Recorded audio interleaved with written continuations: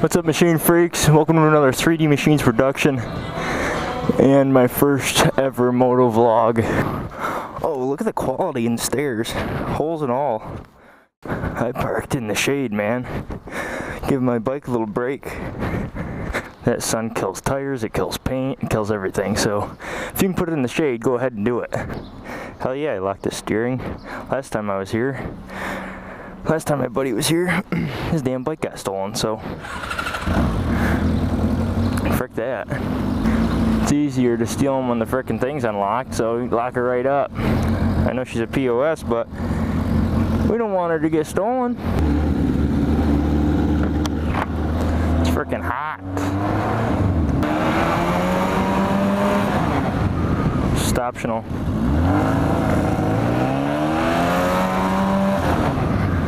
This is a little different. Usually we're on a dirt bike and we're not going through public, so this is going to be a little different. Oh, security, let's apply some brakes. We're just leaving the Gonorrhea Mall. It's actually called the Galleria Mall, but yep, Walden Galleria right there. It's like 10 minutes away from Buffalo, New York. I don't do very much city driving at all. I went here because I was getting my GoPro stuff to make this video. Yep, no gloves. I'm a professional squid. We're rocking a 2-year-old inspection sticker too. No safety glasses, but that's why we got the visor. Just keep the visor down when the cops look. And then when they're not looking, go ahead and open her up. It is hot.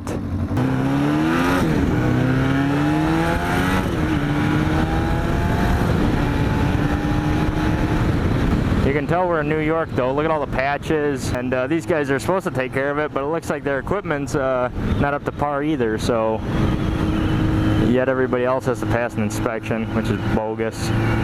If the thing moves and, you know, is safe, it stops, it goes, and what the hell's wrong with it? The throughway is packed today. I'm not even gonna go through the tolls. Here in New York State, you know, you gotta pay for tolls. I know there's a lot of states that don't require you to pay tolls because they actually make sense, but New York does not make any sense at all. They want to take you for every penny you have. So we're just gonna bypass that. When I was coming out to the mall, they made me wait like 20 minutes in a line, and my bike's air cooled and I'm air cooled. Well, I guess a little bit of liquid cooled, but haven't found any total assholes yet. Nobody wants to pull out in front of me, which is cool. Knock on wood. Yeah, I just hope I don't get frickin' busted with a 2-year-old inspection gone. I had my inspection up for 8 days on my frickin' truck and they found me. The goddamn state troopers around here can scan you and they know like that if you are illegal or illegal. Whether that be inspection, registration, insurance, anything of that nature. I know I got some ugly ass mirrors, don't I? This is a little change up from, you know, the usual videos I put out. Usually we're dirt biking and then I narrate after, where this is, you know, I'm speaking right now, so, I mean, I can go back and, you know, put narration in it, but I think we're going to go with the vlogging style and see how that goes. Tell me what you guys think of this. I might try dirt biking with the mic and stuff. Just, you know, it depends how this goes. The only thing is, dirt biking and four-wheeling, I have to have this thing open right here, and mud and dirt and water can get in there, and then it'll screw up my $300 GoPro. So I don't want that to happen. Oh, coppers. I've seen 2 cops today so far, which isn't a crazy amount considering how much traffic's down there. This is the spot where I was waiting for like 20 minutes. There they all are. That's a toll.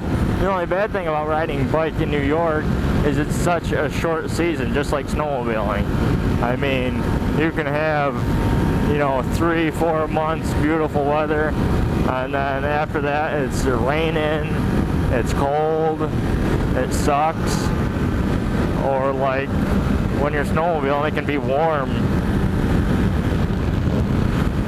But I mean, with these cracks, after they crack, they patch them. They don't do the job right, you know. They just patch them. And then what happens is the tar gets like real hot and stuff. And then you go over to cross it, and your like bike feels it, and it goes into a little bit of a wobble. And it's kind of freaky if you ask me. I'm crazy. There's a difference between crazy and stupid. And I'm more on the crazy side. I'm not a very stupid individual. You guys know the common theme is like four-wheelers, dirt bikes, things of that nature. I'm trying to find the thing that's going to trump everything else. And I've been looking, and it looks like motovlogging is like more popular than anything else I do. And I mean, the bike narrations are cool and stuff, but I don't see a lot of people doing it. I mean, that's why I might try to, you know, mix the two. Something smells like weed big time. I'm trying to mix the two and have vlogging on a dirt bike, because I don't see that. I mean, I see people on enduros, you know, vlogging like Jake the Garden Snake. I get the whole vlogging thing.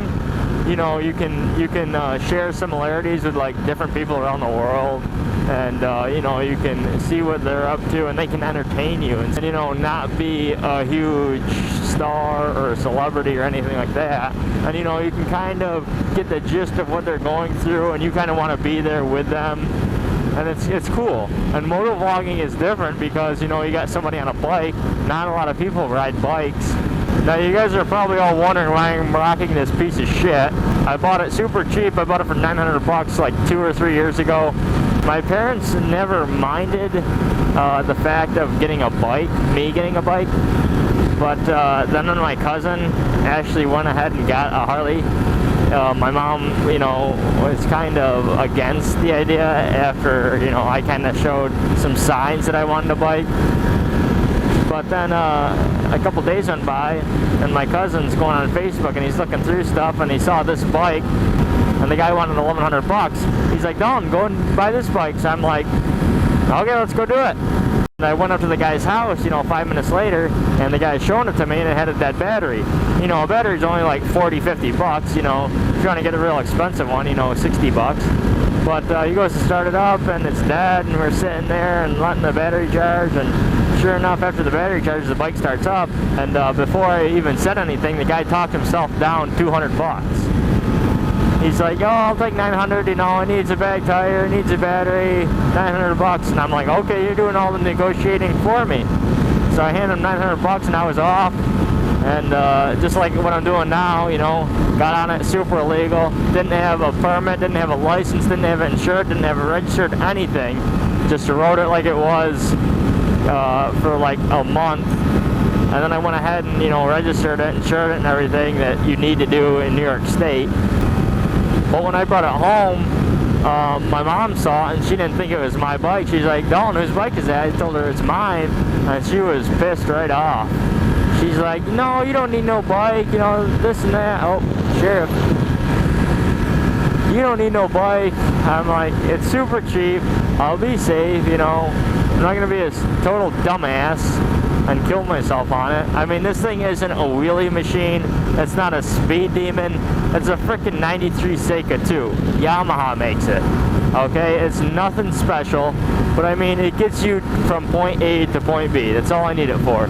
I'm kind of an economical person. You know, I'll rock the piece of shit because I'll get my money out of it. I'll blow it up. I'll take it to the junkyard myself, and I'll just start fresh. This thing's got 37,000 miles on it, okay? I'm gonna run this pig until she blows up. But after a month went by, I was rocking a permit, and I was going everywhere by myself. I mean, I was only 17, 18 years old, and I was just going everywhere I wanted. And my mom, you know, was kind of against that. But it's all about, you know, if you're gonna buy a bike, you gotta tell your parents that you're gonna be safe. You know, don't be a total asshole and go off and buy something super fast and super stupid, and then, you know, ride the hell out of it and kill yourself. You can't do that. It's another thing if you're totally against what your parents say about everything, and you're like, oh, I don't care what you say, I'm gonna go buy a bike. Then I guess, you know, if you're gonna go buy a bike, you're gonna go buy a bike, and you're probably gonna end up hurting yourself on it. So after, you know, riding this thing for a few months, you know, only on a permit, I finally got my license. Jake the toilet snake, you know, Jake, he went with me to get his license, and we rode his, what the hell is it? Kawasaki 600 Enduro. And I ended up passing, but Jake didn't. Jake freaking ran. Well, he didn't run a stop sign, but he thought it was an all-4 stop. So he starts going, and then he finally realizes, you know, these cars aren't stopping, and he punched it, and he went to the intersection right there. He knew he failed, and I could see him. He was like 25 yards from getting his freaking license, but he screwed that up. 2 weeks went by, he ended up getting it. Yeah, this thing might be ugly, but I mean, it's got 37,000 miles on it. The engine runs like a top. I've had no problems with it. I've put new tires, new chain and sprockets, new battery in it. The thing's, you know, up to par. And when she finally wants to, you know, not start, or, you know, she finally goes through something, then, you know, I might go out and buy a real nice machine, depending how good these vlogs go. You guys can watch me grow, though. I'll be on this piece of shit right now, but in a couple of years, you know, I could be on a frickin' 2018, 2017 frickin' Yamaha, Kawasaki, anything. That's what you do. You know, you start out from the bottom, work your way up. Because, as you guys can see here, my brake is twisted right over. And I was coming home from the part store. I was so anxious to put my new part on that I forgot what side the kickstand was on. So I put the kickstand down, and then I pushed the goddamn bike the wrong way, like a total idiot.